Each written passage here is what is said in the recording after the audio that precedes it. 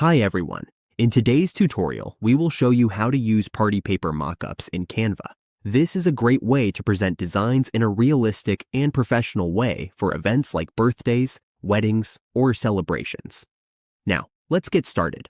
On the Canva dashboard, all we need to do is click on Templates. From there, we just type in Party Favor Mockups. We will then see different Party Favor mockup options to choose from. We just need to pick the one that works best for us.